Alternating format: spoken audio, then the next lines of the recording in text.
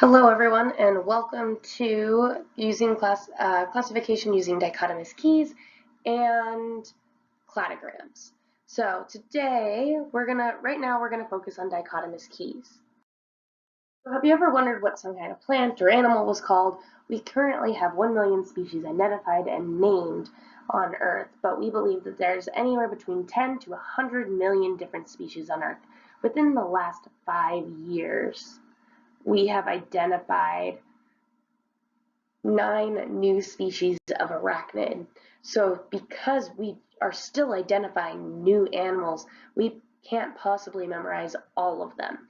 So we rely on keys made by specific experts to help us identify them. Dichotomous keys are a step-by-step guide to help us identify an organism, and it follows a series of choices that leads us to the organism's name. So it uses a series of paired questions to help identify previously classified named organisms. So here we have a dichotomous key example. So let's start with the one in the middle, and this dichotomous key will tell us the genus of a species. So we always start at number 1. Does it have feathers? So if it has feathers, we then go to number 2. But if it does not have feathers, we go to number 3. So looking at the middle specimen, we see that it does not have feathers, so we're going to go to 3. 3 says, does it have legs? So if it has legs, we go to 4, but if it has no legs, this is LFA. Well, it does have legs, so we're going to go to 4. Then it's asking, does it have a shell? It does not have a shell, so we know that this is the genus Anola. Classification is a grouping of organisms in a logical manner, and it is classified on evolutionary relationships. So a cladogram will be a diagram that shows us the evolutionary relationships among organisms, which we can see right here. Classifications are based off of homology, which is organisms with similarly evolved structures, which are grouped together. For example, mammals. Mammals all have mammary glands. Or by molecular biology, which is organisms with similar DNA is grouped together. So here we have a picture of a cladogram, and so our first question is, who is D's closest relative? Well, looking at D, we see that D has a connection with C, and that is very close together. So D's closest relative is C. What do the blue lines represent? Now the blue lines represent areas where there has been a new evolved trait, something that has shown up that it is not in previous ones. So it is an inherited character. And the last question is, what do the green dots represent? Well, these green dots are common ancestors, which means that we can see an A and B has a common ancestor. We can see A and D has a common ancestor. We can see A and H has a common ancestor, which would be all the way down here, the common ancestor for A and H.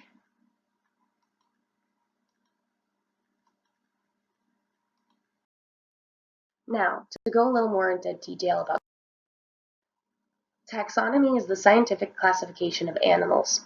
So phylogeny would be the study of evolutionary relationships. We group organisms into categories that represent evolutionary descent and not just physical similarity, which was one of the original ways they did it, by physical similarity, and they saw that that didn't necessarily work out to be true. So we then looked at it and looked at DNA and evolutionary descent, and that's now how we classify animals. So derived characteristics, a characteristic that appears more recently in a group but are not seen in older organisms. A derived character are used to construct a cladogram, which is our diagram that shows evolutionary relationships. So here are some examples. You can have one that looks like A or one that looks like B, and they both show very similar steps. But when you look at them, it's just they're the same cladogram, and they show us the exact same information, just they look different. So here we have a cladogram, and you can see these lines in between them, and those lines say that there is a new inherited characteristic.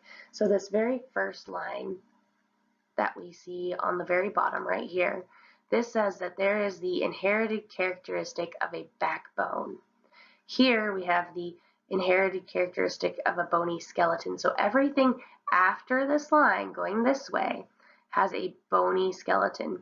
Here, this says 4 limbs. So everything after this line has a backbone, a bony skeleton, and now 4 limbs.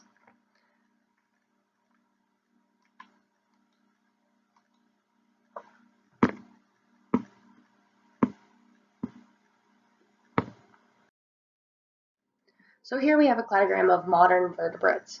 So here we see with the hagfish, right after the hagfish, the common ancestor, we have jaws. So everything after jaws will have a jaw. So we can see that after jaw, we have a perch, and then we see another line which says lungs. So everything after that will have jaws and a lung, and we see from there salamanders, and then we also see claws or nails. So everything after this will have claws or nails, and everything before it will not. That's the key thing. After will have it, before it will not. So here is another one so you guys can see it. We see an ancestral protist down at the bottom, so that's the common ancestor. Will be an ancestral protist, and we can go and look and see all of these different animal kingdom phylogenies. So here I'm going to show you 2 cladograms.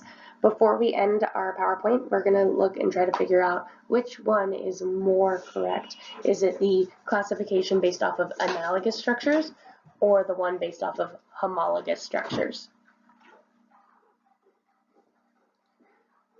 If you said the one based off of homologous structures, that one is correct. All right, we will see you next time when we finish our evolution unit with our next PowerPoint.